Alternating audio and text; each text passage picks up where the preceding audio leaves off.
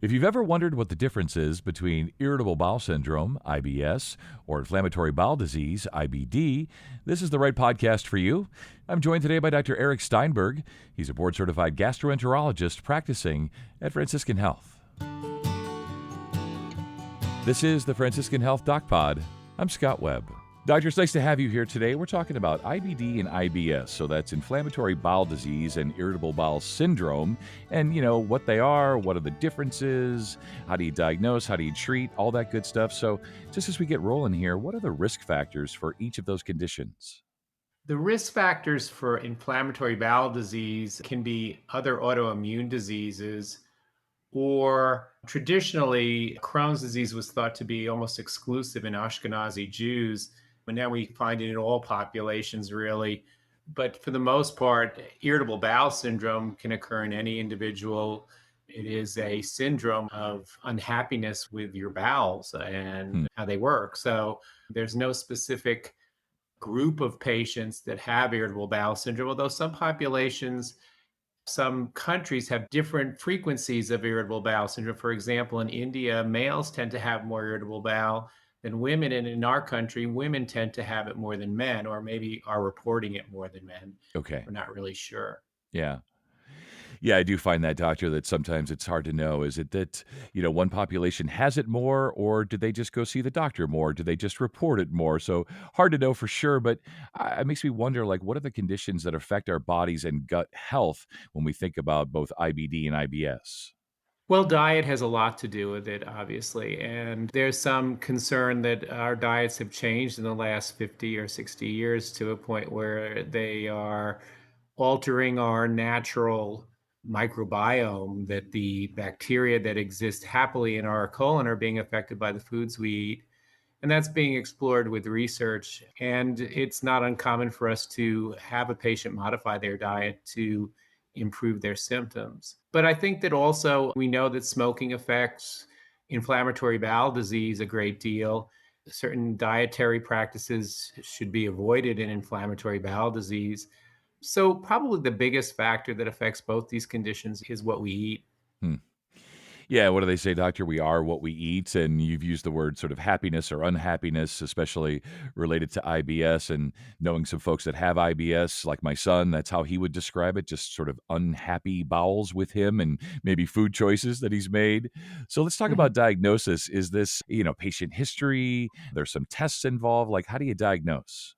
The diagnosis can be very elusive for a lot of these conditions, and they're actually quite different in their pathophysiology, meaning that's a big word, but it basically means the way that the body is reacting to certain stimuli and the way the body reacts to the environmental triggers. For example, inflammatory bowel disease, it's an inflammatory condition, meaning that the colon itself is inflamed. Much, if you look at it, it looks like a sore throat almost. It's red, it's angry, it's unhappy. Okay.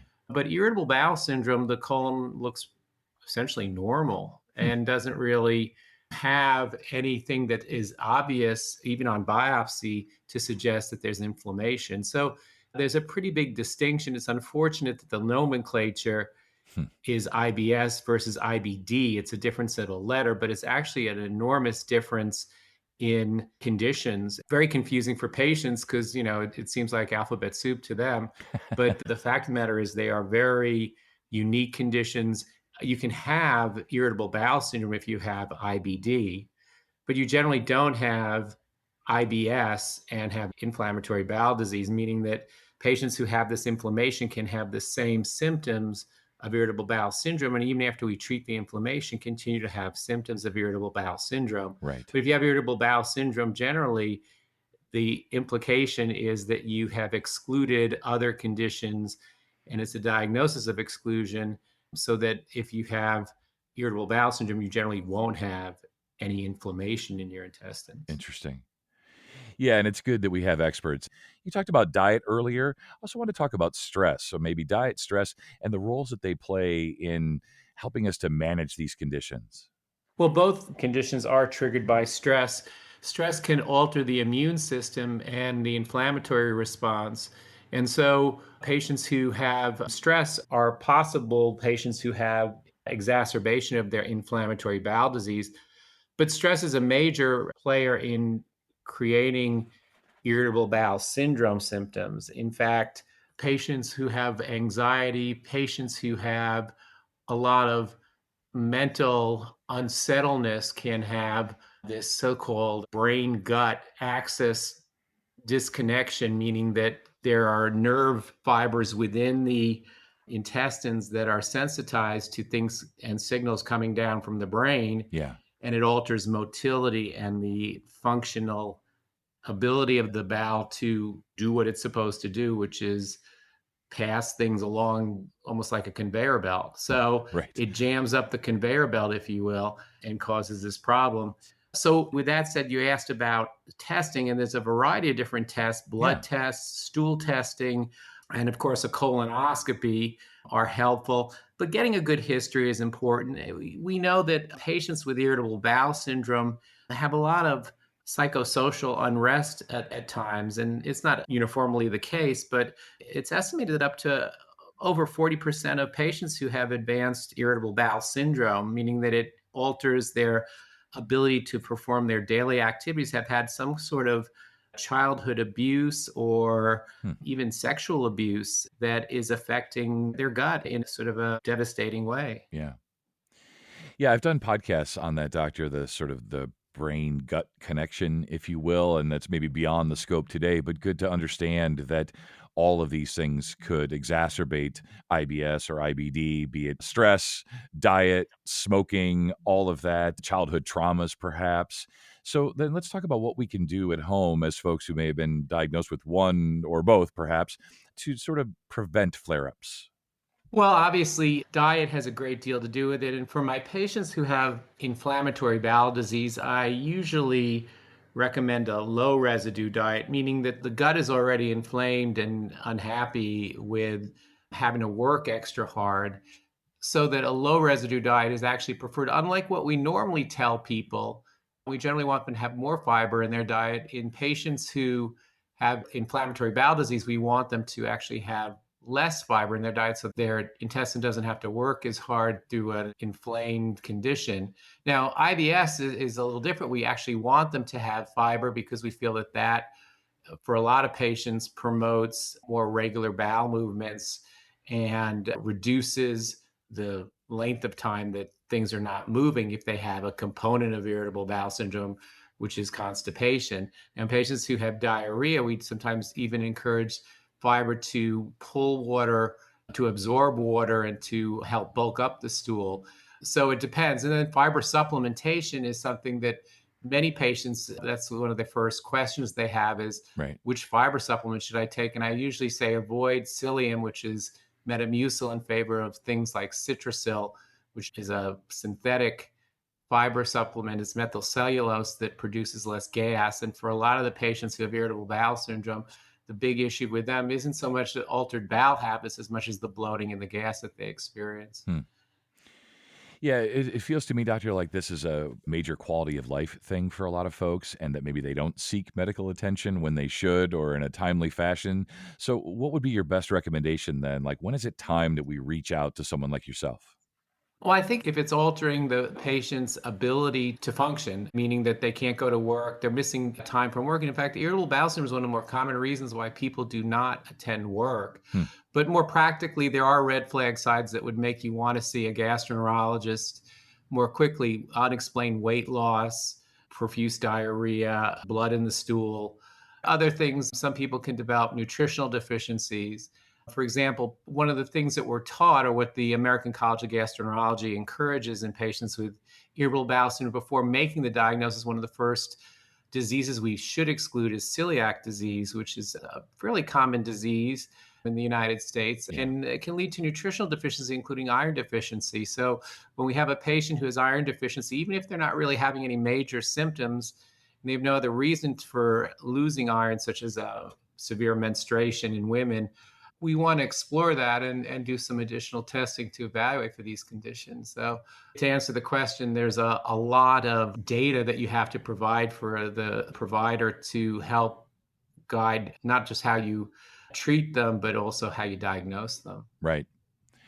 Yeah, let's talk about that. Let's talk about treatment. We've talked about things we can do to help ourselves, right? So eat better, eat different things, obviously quit smoking, manage our stress levels, those kinds of things. But in general, maybe you can take us through sort of the path of treatment for most folks.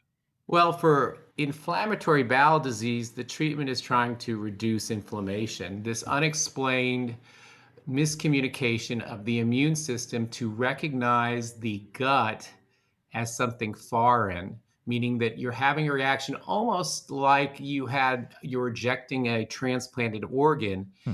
And so part of the immune suppression is generally to try to calm down that miscommunication. Now, there are other medicines we use. There's a certain type of medicine called a mesalamine. It's a local anti-inflammatory, and it works fairly well for a type of inflammatory bowel disease called ulcerative colitis, not as effective for Crohn's disease, which is a different but sister disease in that it's also immune mediated.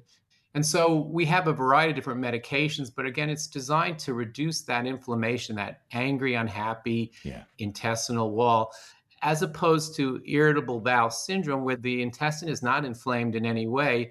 It's just squeezing in an odd manner. It's sluggish or it's overactive, Hmm. and it's causing discomfort. There's actually, because of the huge variety of different presentations for irritable bowel syndrome, they've developed criteria to define irritable bowel syndrome. They call it the Rome criteria. And I think what it was a bunch of gastroenterologists wanted a trip to the Vatican and wanted a little time in Rome. So they chose that place as the place where they would make the decisions on how to define irritable bowel syndrome. And the practicality of it is what they wanted to do was have some criteria to enroll patients in studies. Hmm. So these studies could be used to find treatments and to explore effective drugs that might help. So there's very sort of stringent rules to diagnose it in the true sense of the Rome 4 criteria, but they are more or less to enroll patients in studies. And a good clinician can probably detect an irritable bowel syndrome just by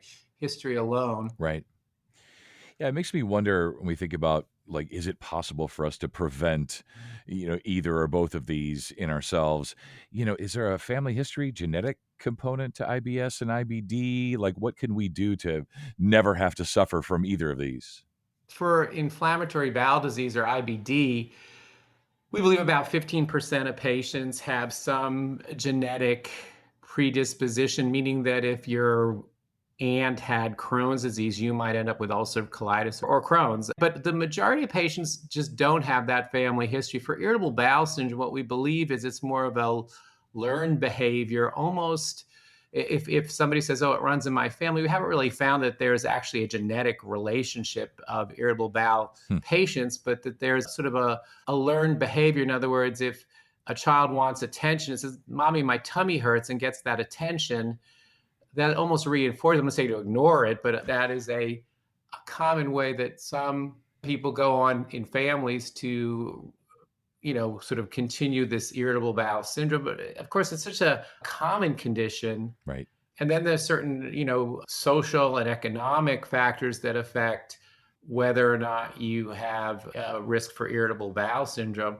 What we don't know yet is, does the increased use of antibiotics that's seen more frequently, we're giving out antibiotics to young kids that probably have viral infections nowadays just because we want to give them something. Right. We're trying to stop that. But could that be affecting gut flora, the microbiome there, the little world of bacteria? Could that be altering how they function within the host, within the patient? Right. So lots of information there we still don't know. Hmm.